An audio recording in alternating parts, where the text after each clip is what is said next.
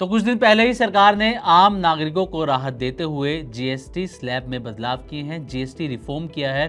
अब पहले जहां 4 जीएसटी स्लैब हुआ करते थे, 5%, 12%, 18% और 28%, अब इन 4 स्लैब्स को घटाकर 2 कर दिया गया है, यानी कि डुअल स्लैब मॉडल को यहाँ पर अपनाया गया है जीएसटी में। और अब 5% और 18% वाले महज 2 स्लैब्स को ही लागू किया गया है। अब इससे काफ़ी सारी चीज़ें जो हैं वो सस्ती होने वाली हैं। हमारी रोज़मर्रा की जो आइटम है, जो डेली यूज़ की आइटम्स हैं, वो काफ़ी सस्ती हो जाएंगी। लेकिन आज हम जिस मुद्दे पर बात कर रहे हैं वो है कारों का मुद्दा। दरअसल कारों के दाम यहाँ पर बेहद तेज़ी से कम होते हुए नजर आए हैं जीएसटी में बदलाव की वजह से, क्योंकि अगर हम हैचबैक्स कार की बात करें तो उन पर पहले, इस बदलाव से पहले 28% जीएसटी के साथ सेस भी लगता था, तो ये मिलाकर 35% के आसपास पहुंच जाता था टैक्स। लेकिन अब इस पर सरकार ने 18% जीएसटी को सिर्फ लागू किया है, सेस को इस पर से पूरी तरह से हटा दिया गया है।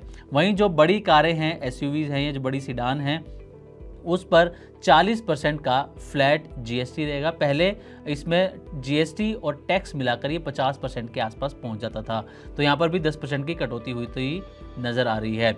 अब एक नया फैसला सरकार की तरफ से लिया गया है और ये फैसला ये भी नागरिकों के हितों में लिया गया है। दरअसल सरकार ने या यूँ कहें कि मिनिस्ट्री ऑफ हैवी इंडस्ट्रीज़ यानी एमएचआई ने जितने भी कार डीलर्स हैं, डीलरशिप्स हैं, इनको ये आदेश दिया है कि ये अपने जो इनके स्टोर्स हैं उसके बाहर एक पोस्टर लगाएंगे और इस पोस्टर में कुछ ज़रूरी इन्फॉर्मेशंस होंगी। ये इन्फॉर्मेशन क्या होगी? एक तो इसमें जीएसटी में बदलाव से पहले के जो गाड़ियों के रेट हैं वो लिखना ज़रूरी होगा, और अब जो जीएसटी में बदलाव हुआ है उसके बाद रेट घट कर कितने रह गए हैं वो लिखना ज़रूरी होगा। यानी कि 2 इन्फॉर्मेशन होंगी, कंपैरिजन करना होगा जीएसटी बदलाव से पहले रेट क्या थे गाड़ियों के और अब जीएसटी में जो बदलाव हुआ है उसके बाद गाड़ियों के रेट क्या हैं। और इस पर एक और आदेश जो है उसमें ये भी कहा गया है कि इस पोस्टर पर प्रधानमंत्री नरेंद्र मोदी की फ़ोटो होना भी बेहद ज़रूरी है। ऐसा मिनिस्ट्री ऑफ हैवी इंडस्ट्रीज़ की तरफ से ये आदेश दिया गया है। इसमें कहा गया कि जो निर्देश है वो सीधा कंपनियों को नहीं दिए गए, बल्कि society of Indian automobile manufacturers यानी कि सियाम के ज़रिए सभी जो डीलरशिप हैं उन तक ये आदेश पहुंचाया गया है और ये आदेश को जल्द से लागू करने को भी कहा गया है।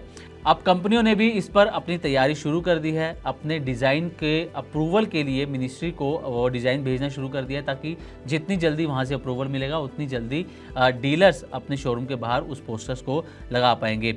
लेकिन एक सवाल इसमें ये भी उठता है कि अलग अलग भाषाओं में जहाँ पर ज़्यादा मान लीजिए कि तेलुगु बोली जाती है, कन्नड़ बोली जाती है, पंजाबी जहाँ ज़्यादा बोली जाती है, तो क्या वहाँ अलग अलग भाषाओं में पोस्टर लगाना होगा या नहीं? और अलग अलग भाषाओं में पोस्टर लगाने के लिए क्या अलग अलग परमिशन भी लेनी होगी?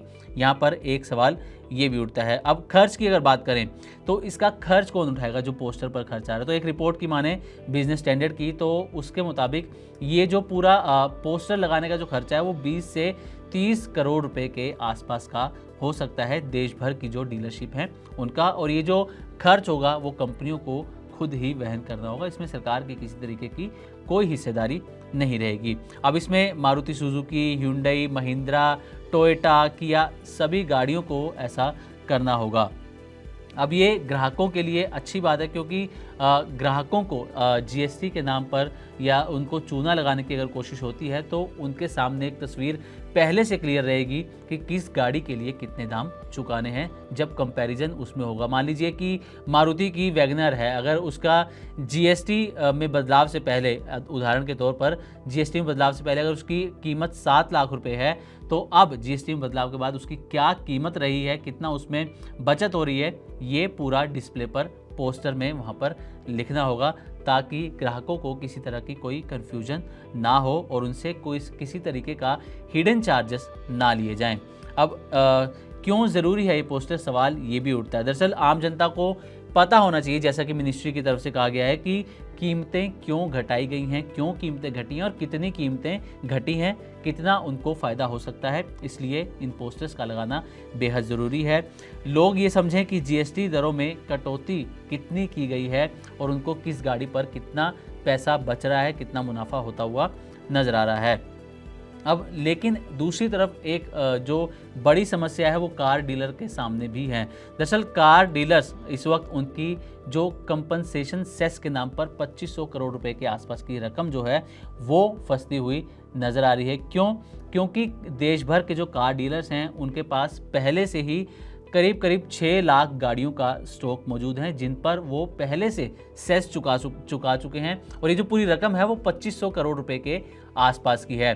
अब उनकी मांग तो ये है कि ये जो उन्होंने सेस चुकाया है उसको कहीं ना कहीं एडजस्ट किया जाए, क्योंकि इसका कंपनसेशन सेस को सरकार ने पूरी तरह से हटा दिया है।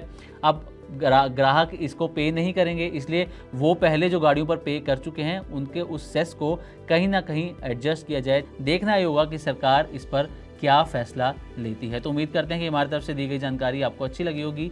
इसी तरह की और भी वीडियोस के लिए देखते रहें मनी 9 और सब्सक्राइब करें हमारे चैनल। साथ ही बिजनेस और पर्सनल फाइनेंस से जुड़ी तमाम खबरों को आप हमारी वेबसाइट money9live.com पर भी पढ़ सकते हैं।